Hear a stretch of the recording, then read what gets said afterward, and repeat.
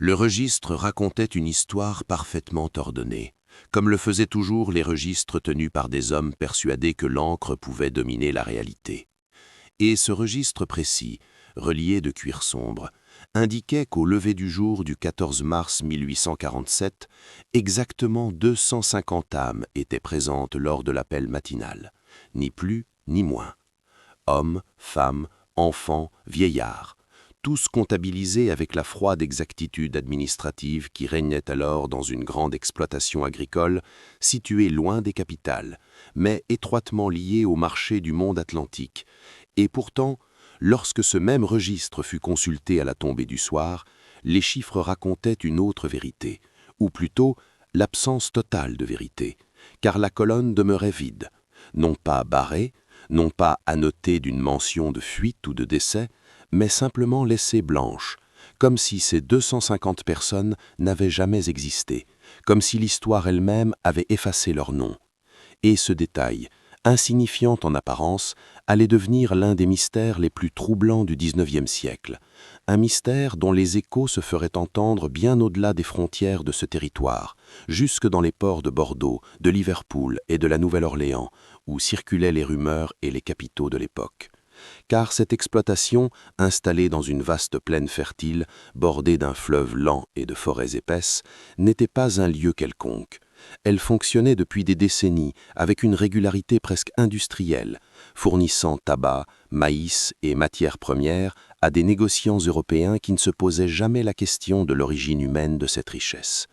Et le propriétaire, héritier d'une lignée obsédée par l'ordre, la discipline et l'écrit, croyait sincèrement que tout ce qui pouvait être mesuré pouvait être contrôlé, que tout ce qui était consigné ne pouvait disparaître. Et c'est précisément cette certitude qui rendit l'événement inconcevable, car en une seule heure, sans cri, sans trace visible, sans effraction, sans cadavre, 250 vies s'étaient volatilisées, laissant derrière elles des habitations intactes, des champs silencieux, et une organisation sociale qui continuait de respirer comme si rien ne s'était produit. Et ce qui rend cette disparition encore plus dérangeante n'est pas seulement son ampleur, mais sa perfection, l'absence de désordre, l'absence de panique apparente, l'impression presque surnaturelle que tout avait été exécuté selon un plan conçu longtemps à l'avance, dans l'ombre, sous le regard de maîtres convaincus de tout voir alors qu'ils ne comprenaient rien.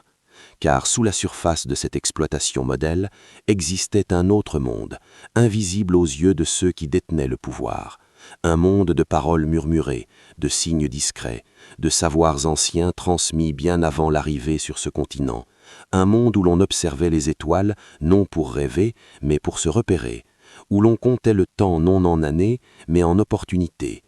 Et parmi ces 250 personnes se trouvaient des individus venus de régions différentes du monde, certains nés sur ce sol, d'autres arrachés à l'Afrique des décennies plus tôt, d'autres encore ayant transité par les îles, par les ports, par les marchés où l'on vendait des corps comme on vendait des outils. Et cette diversité, loin d'être un obstacle, devint la clé de ce qui allait se produire. Car chacun portait en lui un fragment de savoir utile, un morceau de solution à un problème que personne n'osait formuler à voix haute. Et au centre de cette communauté se trouvait un vieil homme dont la mémoire remontait à une époque antérieure à la domination totale de l'écrit, un homme qui connaissait les plantes, les chemins invisibles et les histoires que l'on ne confie qu'aux nuits sans lunaison. Et à ses côtés, des artisans capables de transformer le bois et le métal, des femmes qui circulaient dans les espaces sans éveiller la méfiance, des jeunes gens qui connaissaient les routes commerciales mieux que ceux qui les dessinaient sur les cartes. Et tous, sans exception, partageaient une même certitude muette, celle que la liberté ne serait jamais offerte, mais devait être construite avec patience, méthode et silence. Et ainsi, bien avant que les enquêteurs, les administrateurs et les assureurs ne commencent à se poser des questions, bien avant que les archives ne soient scellées et que certains témoignages ne soient discrédités au nom de la stabilité sociale, une décision avait été prise, non pas dans un moment de colère ou de désespoir, mais dans une longue accumulation de nuits semblables les unes aux autres.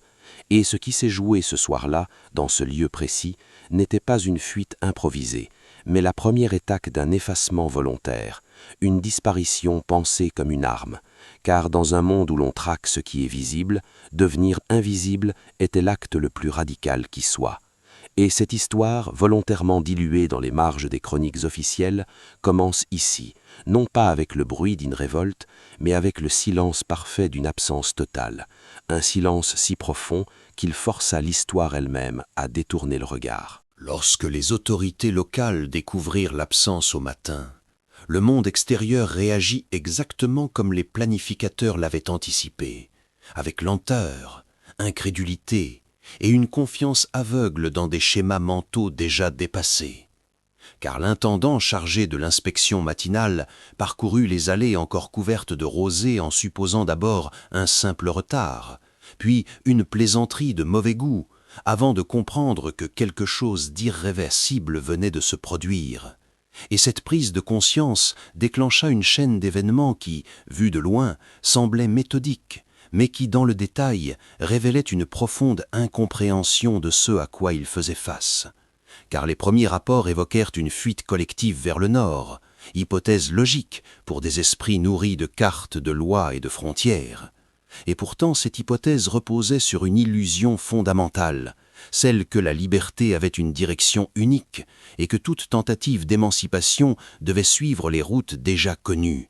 Alors que, pendant que les cavaliers exploraient les chemins, que des affiches étaient rédigées et que des chiens étaient préparés, les disparus n'étaient déjà plus là où l'on cherchait, car leur trajectoire n'obéissait pas à la géographie visible, mais à une cartographie mentale forgée par des années d'observation patiente.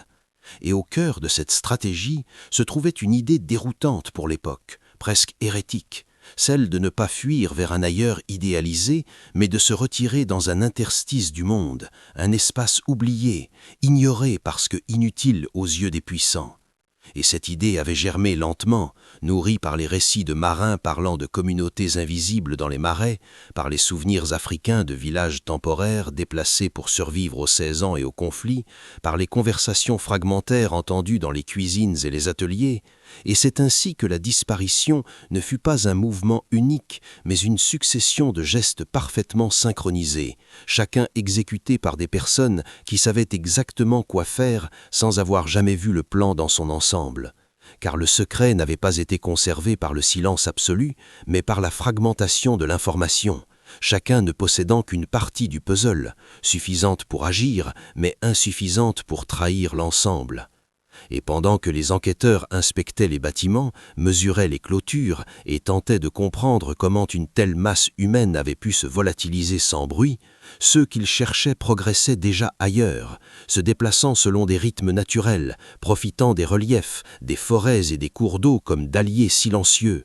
Et cette marche n'avait rien d'une ruée désordonnée, elle était lente, calculée, parfois presque cérémonielle, car il fallait préserver les forces des plus âgés, rassurer les enfants, dissimuler toute trace de passage, et surtout maintenir cette discipline intérieure qui avait permis la disparition initiale, discipline qui reposait moins sur l'autorité que sur une compréhension partagée du risque, car chacun savait que l'erreur d'un seul pouvait condamner tous les autres. Et cette conscience collective, forgée dans l'oppression mais transformée en outil de survie, était précisément ce que les propriétaires et les autorités n'avaient jamais su voir, convaincus que la soumission apparente équivalait à l'absence de pensée stratégique. Et tandis que les journaux de l'époque mentionnaient brièvement l'événement, souvent relégué à quelques lignes, les rumeurs enflaient dans les tavernes et les ports, certains parlant d'un soulèvement secret, d'autres d'une aide étrangère, d'autres encore d'un phénomène quasi mystique, car comment expliquer rationnellement ce qui défiait toutes les procédures connues ?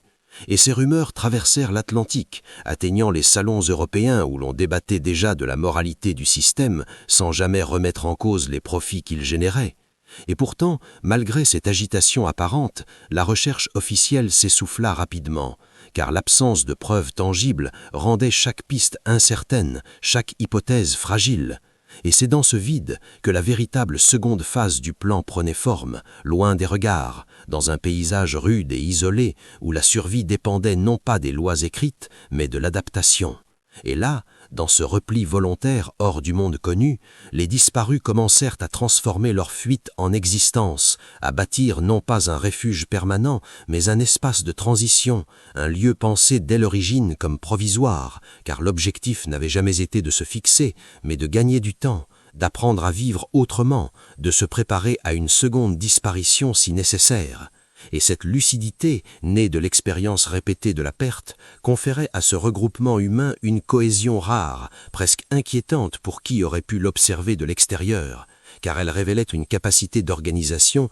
que le système dominant refusait de reconnaître. Et ainsi, pendant que les registres officiels demeuraient muets et que les archives se remplissaient de questions sans réponse, une autre histoire s'écrivait, loin de l'encre et des sceaux, une histoire faite de gestes quotidiens, de décisions collectives et d'une volonté farouche de ne jamais être entièrement visible, car ils avaient compris une chose essentielle, peut-être la plus dangereuse de toutes pour l'ordre établi, que disparaître une fois était un exploit, mais apprendre à disparaître encore et encore au besoin était une forme de liberté que nul registre ne pourrait jamais contenir. Avec le temps, ce qui avait commencé comme une stratégie de survie devint une structure sociale à part entière, non pas figée, mais fluide, capable de se transformer sans laisser de traces durables. Et cette transformation s'opéra selon des principes qui échappaient totalement au cadre de pensée du XIXe siècle dominant.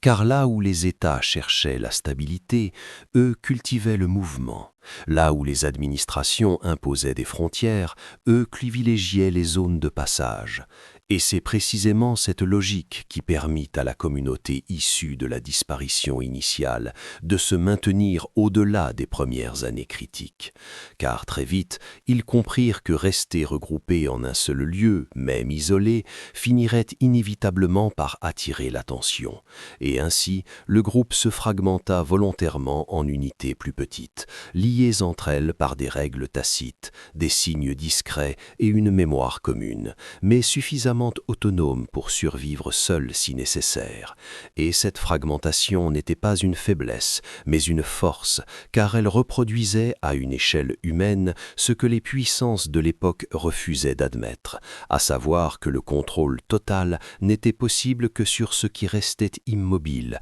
et chaque unité développa alors ses propres compétences, certaines se spécialisant dans l'agriculture discrète sur des terres marginales, d'autres dans l'artisanat nomade, d'autres encore dans le transport fluvial ou côtier, profitant des échanges informels qui reliaient déjà l'Europe, l'Afrique et les Amériques, bien avant que les discours officiels ne parlent de mondialisation. Et ces circulations humaines, invisibles dans les grandes narrations historiques, constituaient en réalité le véritable tissu du monde, car dans les ports secondaires, les villages reculés et les zones frontalières floues, l'identité comptait moins que l'utilité, et c'est là que certains membres de la communauté trouvèrent un espace pour exister sans attirer l'attention, adoptant parfois de nouveaux noms, parfois de nouvelles langues, parfois de nouvelles croyances, non par reniement, mais par pragmatisme, car la survie exigeait une capacité d'adaptation constante, et cette capacité était renforcée par une règle fondamentale transmise dès les premières générations nées après la disparition, celle de ne jamais se considérer comme définitivement installé, car l'histoire avait montré que toute fixation prolongée devenait tôt ou tard une cible, et ainsi même les enfants apprenaient très tôt à lire les signes du monde, à reconnaître les changements d'attitude des autorités locales, à interpréter les silences et les regards, à comprendre quand il fallait partir, avant même que le danger ne se manifeste ouvertement. Et cette éducation, profondément différente de celle imposée par les institutions officielles, produisait des individus capables de naviguer entre les structures, sans jamais s'y enfermer. Et pendant ce temps, le monde extérieur continuait sa course, les empires se disputaient des territoires, les idées abolitionnistes gagnaient en visibilité sans pour autant transformer immédiatement les réalités économiques, et dans ce contexte, les archives officielles commencèrent à produire une étrange amnésie, car l'événement initial, trop embarrassant, trop inexplicable, fut progressivement relégué au rang d'anomalie, puis d'exagération, puis de rumeurs infondées infondées, et certains documents furent tout simplement égarés, d'autres volontairement mal classés, non par un complot conscient, mais par un réflexe institutionnel de protection, car admettre qu'un groupe aussi nombreux avait pu se soustraire sans violence directe au système établi revenait à reconnaître une faille fondamentale dans l'ordre établi, et cette reconnaissance était inacceptable pour des sociétés fondées sur l'idée de maîtrise et de hiérarchie. Et pourtant, malgré cet effacement progressif, des traces subsistaient, des indices discrets disséminés dans des récits de voyageurs, des chants transmis oralement, des techniques agricoles atypiques observées dans des régions éloignées les unes des autres, mais partageant des similitudes troublantes, et ces indices, bien que fragmentaires, formaient une constellation invisible reliant des lieux qui, sur les cartes officielles, n'avaient rien en commun. Et certains intellectuels marginaux de l'époque commencèrent à percevoir cette cohérence cachée, sans toutefois pouvoir la formuler pleinement, car il manquait la pièce centrale du puzzle, celle que les registres avaient effacée. Et pendant que le monde se préparait sans le savoir au bouleversement du XXe siècle, industrialisation massive, guerre, redécoupages territoriaux, cette communauté mouvante poursuivait son existence discrète, traversant les décennies comme on traverse un fleuve en restant sous la surface, visible seulement à ceux qui savaient où regarder. Et cette invisibilité choisie n'était pas synonyme de passivité, car ils observaient, apprenaient, anticipaient, conscients que l'histoire officielle avançait par cycles de violence et de reconstruction, et que chaque cycle créait à la fois des menaces et des opportunités. Et cette lecture lucide du temps long qui permit à leur héritage de survivre, non pas sous la forme d'un peuple identifiable, mais comme une méthode, une manière d'être au monde, transmissible, adaptable, presque indestructible, et ainsi, bien avant que les grandes déclarations de liberté ne soient gravées dans les constitutions, une autre liberté, plus discrète, plus fragile mais aussi plus résiliente, avait déjà appris à se glisser entre les lignes de l'histoire, attendant le moment où le monde, peut-être, serait enfin capable de reconnaître ce qu'il avait longtemps refusé de voir. À mesure que les décennies passaient, la mémoire de l'événement originel se transforma à l'intérieur de cette communauté diffuse, non pas en légende figée, mais en principe actif, une sorte de code intérieur que chacun interprétait selon son époque et son environnement. Et cette évolution était essentielle, car le monde autour d'eux changeait à une vitesse que nul au milieu du XIXe siècle n'aurait pu imaginer. Les machines se multipliant, les villes grossissant, les flux humains devenant plus denses et paradoxalement plus anonymes. Ce qui offrait à la fois de nouveaux dangers et de nouvelles possibilités à ceux qui avaient fait de l'invisibilité un art. Car là où l'État renforçait ses registres, ses recensements et ses papiers, l'accumulation même de données créait des angles morts, des contradictions, des zones grises que seuls ceux ayant appris à naviguer hors des cadres pouvaient exploiter. Et c'est ainsi que certains descendants de la disparition originelle trouvèrent leur place dans les grands chantiers, les réseaux ferroviaires, les ports industriels et les quartiers populaires en expansion, non pas comme un groupe identifiable, mais comme une multitude d'individus parfaitement intégrés en apparence, capables de disparaître dans la foule tout en conservant des liens discrets entre eux. Et ces liens n'étaient plus basés uniquement sur la survie immédiate, mais sur une vision plus large du temps. Car l'objectif n'était plus seulement d'échapper à la capture physique, mais à l'absorption totale par un système qui exigeait une identité stable, traçable et exploitable. Et pour cela, ils développèrent une relation particulière à l'écrit, utilisant les documents quand cela était nécessaire, mais refusant de leur accorder une valeur absolue, conscient que ce qui est écrit peut être détruit, falsifié ou retourné contre celui qui y croit trop. Et cette méfiance envers la trace permanente se traduisit par une culture de l'oralité renouvelée, non pas primitive, mais stratégique, où les informations essentielles étaient transmises sous forme de récits codés, de chansons, de proverbes et de gestes, compréhensibles uniquement par ceux qui avaient appris à écouter au-delà des mots. Et cette culture circulait d'un continent à l'autre, portée par des marins, des ouvriers itinérants, des commerçants modestes, s'adaptant aux langues locales tout en conservant une structure reconnaissable. Et certains observateurs attentifs remarquèrent alors des similitudes troublantes entre des communautés éloignées géographiquement, des façons semblables de s'organiser sans hiérarchie visible, de prendre des décisions collectives sans assemblée formelle, de se dissoudre rapidement en cas de menace. Et pourtant, ces observations restaient marginales, car elles ne s'intégraient pas aux grandes narrations progressistes ou coloniales de l'époque, trop occupées à opposer civilisation et barbarie pour admettre l'existence d'une intelligence sociale née précisément de cette opposition.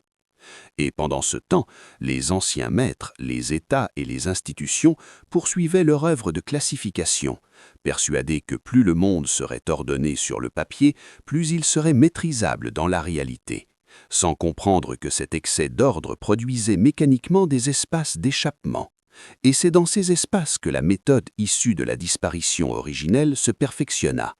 car elle n'était plus seulement défensive, mais parfois offensive au sens le plus discret du terme, consistant non pas à affronter directement le pouvoir, mais à l'influencer de l'intérieur, à infléchir des décisions locales, à protéger des individus menacés, à faire circuler des ressources et des informations là où elles étaient nécessaires, et tout cela sans jamais revendiquer publiquement une identité ou une cause unique. Car la force de cette approche résidait précisément dans son refus de se cristalliser.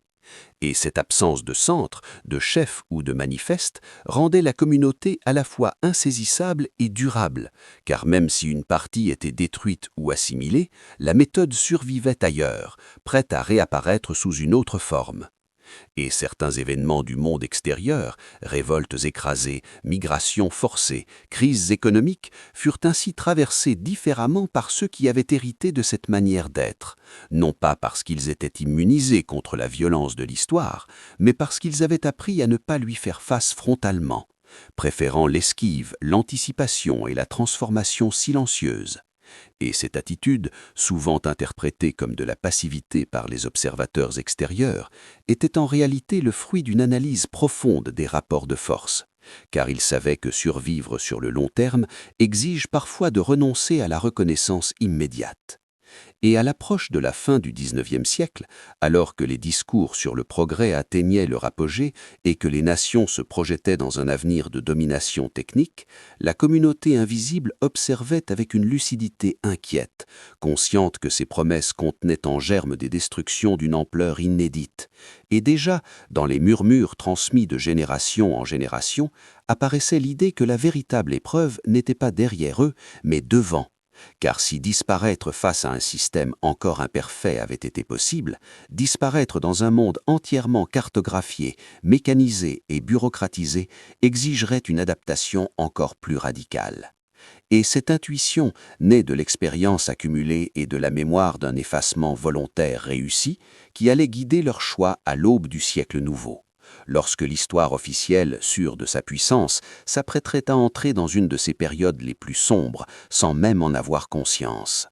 Lorsque le nouveau siècle s'ouvrit, la communauté issue de la disparition originelle aborda cette période non comme une promesse, mais comme une zone de turbulence prévisible, car les signes annonciateurs étaient déjà visibles pour ceux qui savaient lire le monde, au-delà des proclamations officielles, l'accélération industrielle, la centralisation des États, la fascination croissante pour les chiffres, les fichiers et les identités fixes transformaient progressivement la planète en un espace quadrillé où chaque individu devait être localisable, classifiable et mobilisable, et cette évolution inquiétait profondément ceux dont l'existence même reposait sur la capacité à se soustraire au cadre rigide, car ils comprenaient que l'ancien art de l'effacement, fondé sur les marges géographiques, ne suffirait plus face à des systèmes capables de suivre les personnes à travers leurs papiers, leurs emplois et leurs obligations militaires.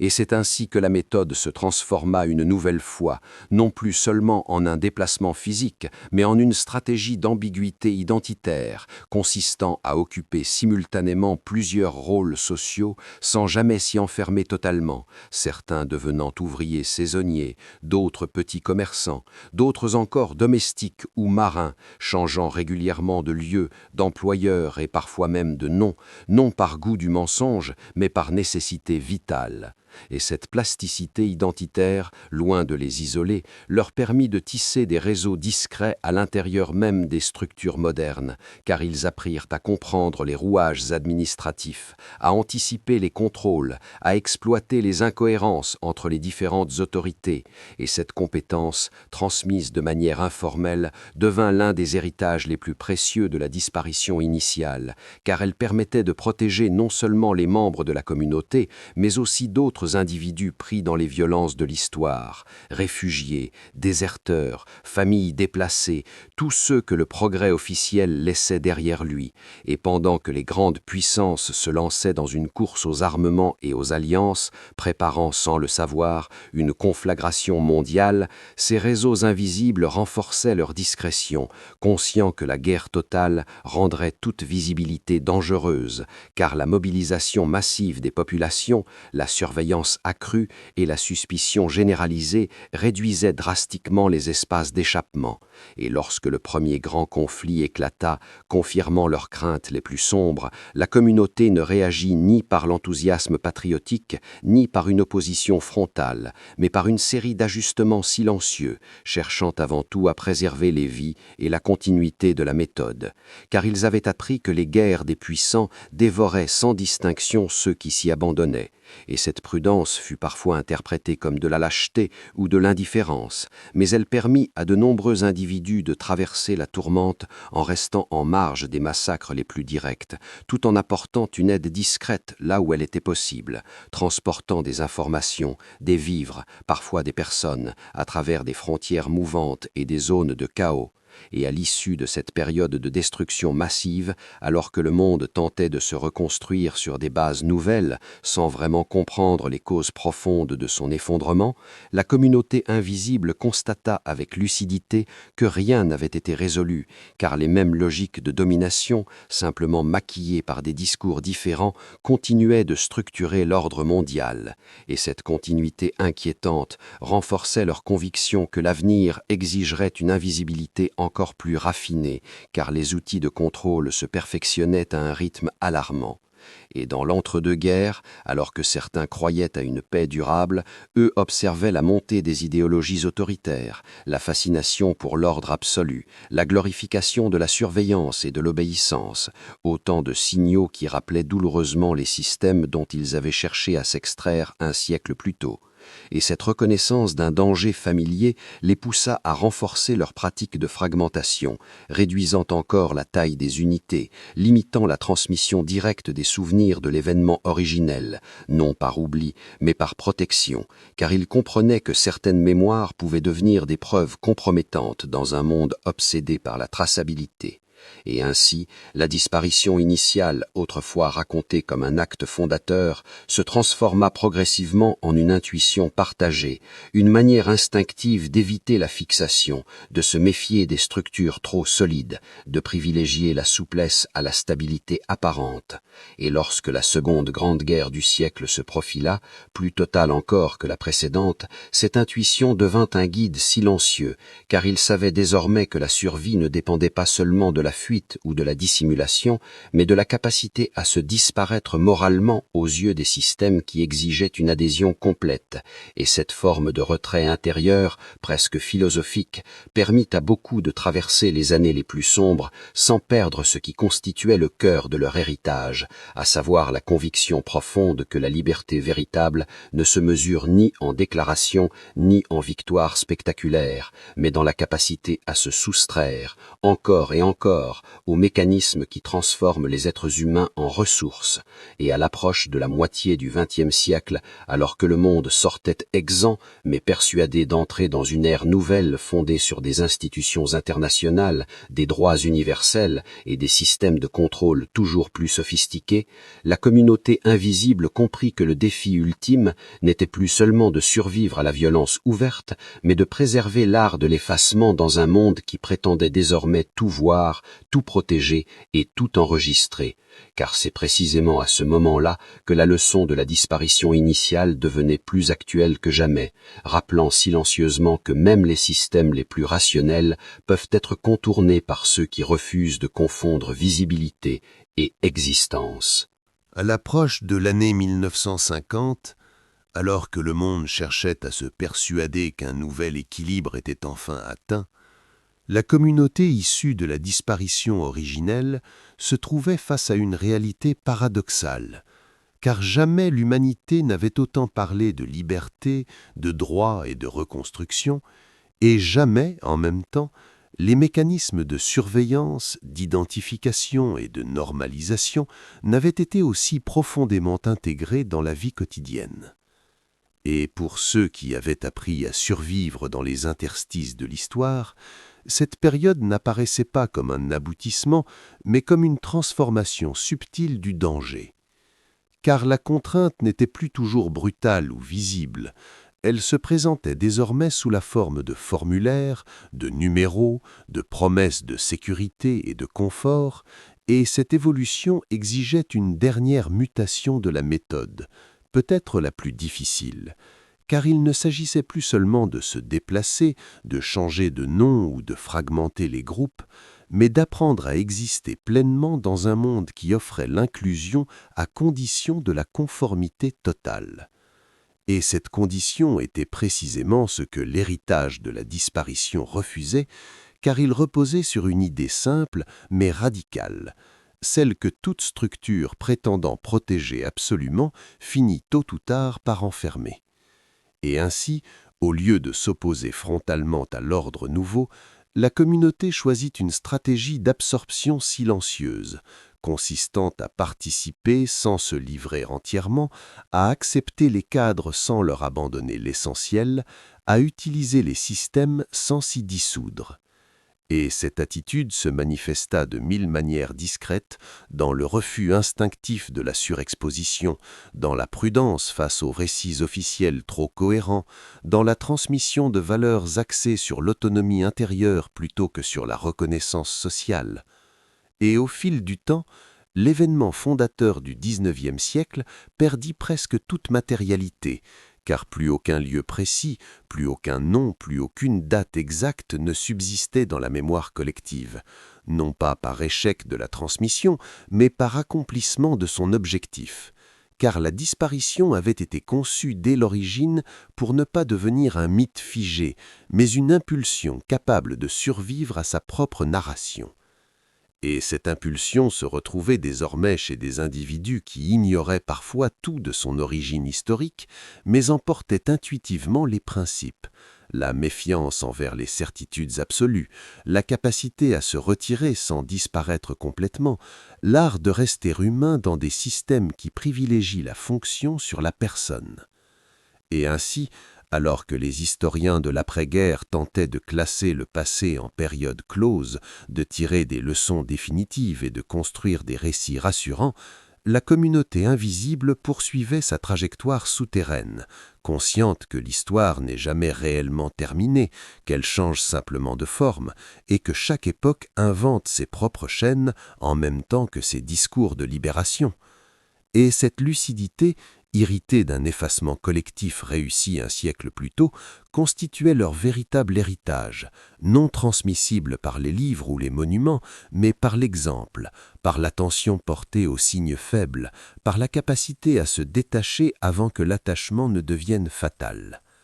Et à la frontière symbolique de 1950, alors que le monde s'engageait dans une modernité saturée d'images, de statistiques et de récits officiels, l'histoire de la disparition originelle s'achevait enfin,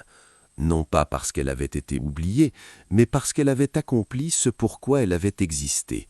transformer une fuite en méthode, une absence en force et un silence en une forme de liberté durable capable de traverser les siècles sans jamais demander à être reconnue.